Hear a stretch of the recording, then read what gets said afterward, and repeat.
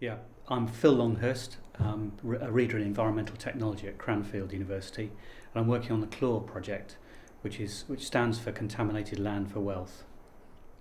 Yeah, um, my job is really as an academic at Cranfield. Most of my work is supervising, developing, and running research projects.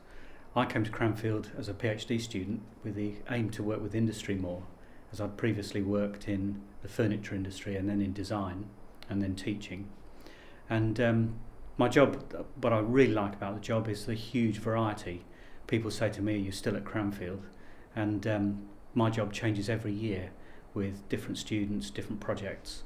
And the CLORE project is a good example of that, of a really diverse, exciting project with a lot of different aspects and new staff to it. The most important thing about resource efficiency is seeing how it's improving actually. When I first started work on resource, it was called waste, and that was only focused on landfill and landfill pollution.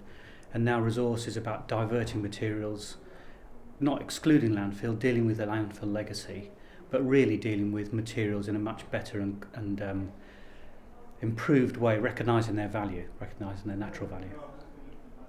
Yeah, I chose to join the project really through joining the sandpit workshop, which was what I saw as either a chance to win some great money and a chance to work with other people, or a 1-week training course which I'd come away with nothing but have enjoyed the experience. What I found was with the project, it really opened up some exciting routes. We're working with new staff, expertise, people with experience of materials, biotechnology processes, but also having a project which would potential to cause a real impact, make a difference to the industry, because contaminated land processing has improved technologically but economically remains static. So I think this project is a great opportunity.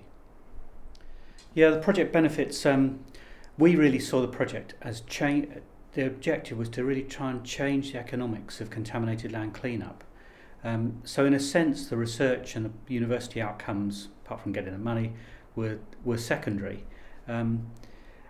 If it works, we think that we'll be able to clean up land which otherwise wouldn't be economically viable. And that's a huge benefit, not just in the UK, but also in areas with platinum pollution, so around Africa, developing countries, and countries with high metal contamination, which would otherwise not be feasible.